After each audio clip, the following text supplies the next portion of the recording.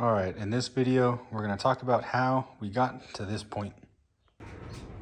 Morel 5323 hydraulic roller lifters installed after being soaked in 10W30 per Morel Cali's instructions. Heads are torqued for the final time. Lifters are in, set top dead center on number 1. Gonna get the rest of the push rods in, and we're gonna start lining up the valve train. New MSD Pro Billet distributor. Just a word of warning for you guys. If you use the Speedmaster intake, this is the only distributor that'll fit. They don't tell you that. So, shout out MSD for having your IRS sale. I was able to get this for a few bucks off. Still pretty pricey, but you know it's going to be quality. This is the, where is it? 5783 is the specific part number that you can look up. This is the small. They make it in black. They make it in red. This is the only distributor that will clear that intake. All right, so we're using Comp Ultra Gold rocker arms. On the roller rocker, on the trunnion, you can see a flat side. It's where the polylock sits, so you want to make sure that goes up. So you can spin it all the way around so that it's on this side.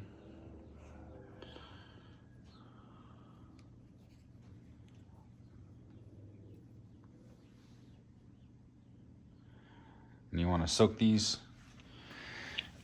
in lacquer thinner and get them nice and clean. Clean off any of the stuff.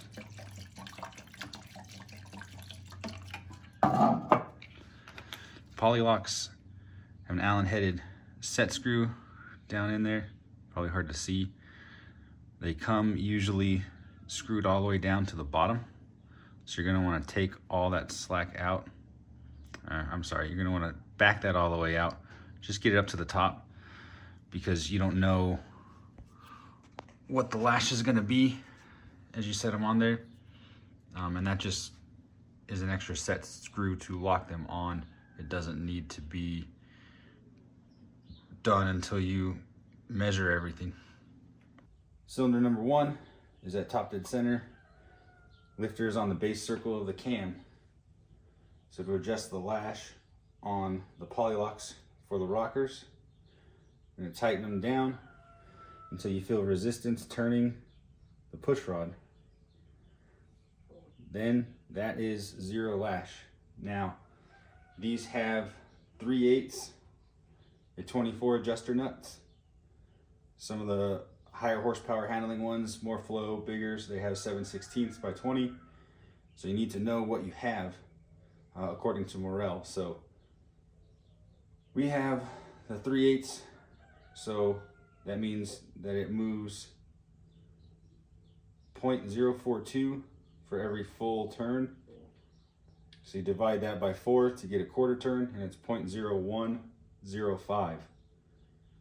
They recommend for a cast iron block with an aluminum head for the after 0 lash adjustment to be 0.03 to 0.035.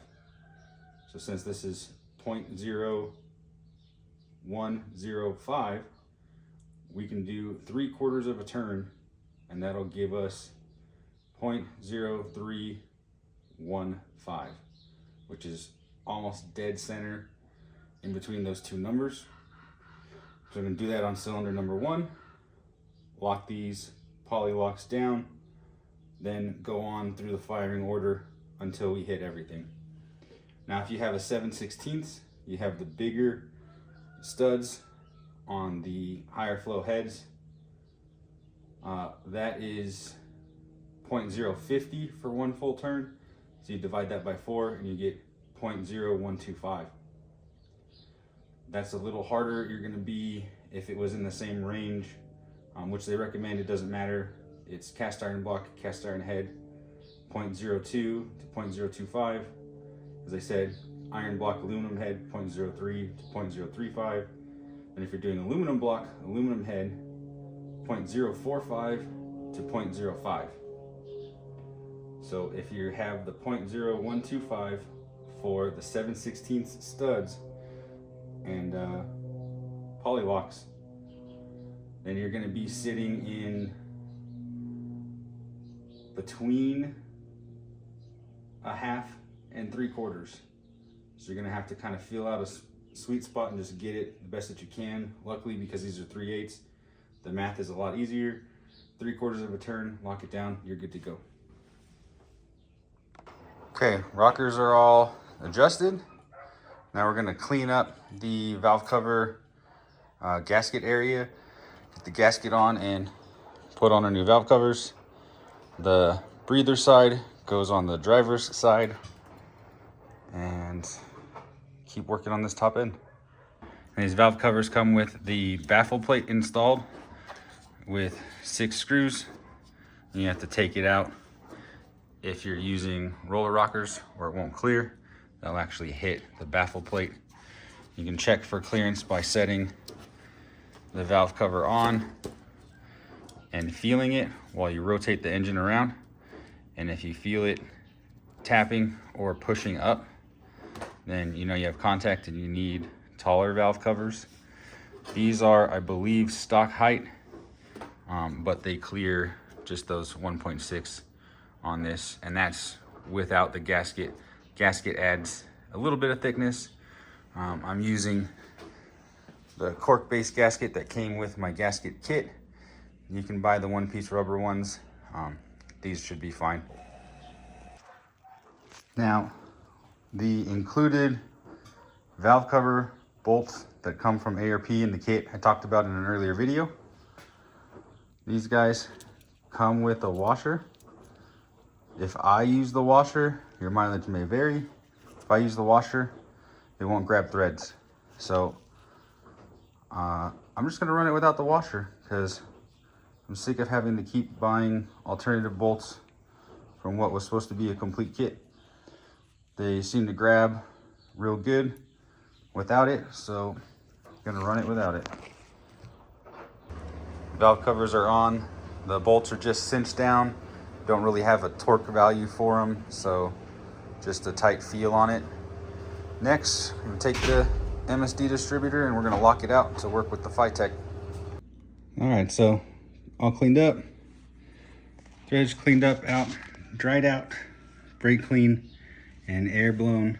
Make sure that they're perfectly dry because we're gonna use blue Loctite. Now, because of the imbalance, it doesn't have a dowel.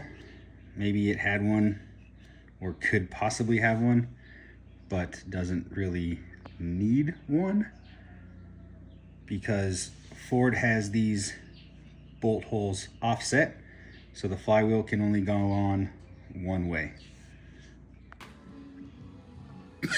A quick rundown on locking out this MSD distributor. Take the cap off, take the rotor off with a Phillips. You need a 1/8 roll pin punch. Punch out the roll pin from the stop. On the top, it's going to have the advanced springs, the bushing, the weights, and the arms. Use a small flathead to get behind, pry the springs off. Springs come off, holding these two posts together. The arms are attached on these posts that swing out. The bushing goes in there. You're gonna need an 11/32 wrench to take this nut off. That's down underneath there. So you're gonna take that off. For the bushing, you're probably gonna need to tap it, either coming down like that onto something like the back of your vise with some piece of wood on it, anything like that. That will pop it up like so.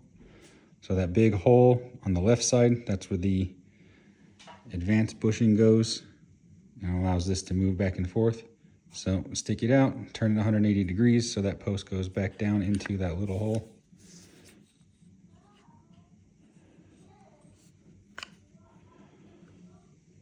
So it's down in there. Now you don't need to put the nut back on it because this collar, once it goes back up, you hammer the roll pin back in, that will hold it and it won't be able to go out again. Now your distributor's locked out.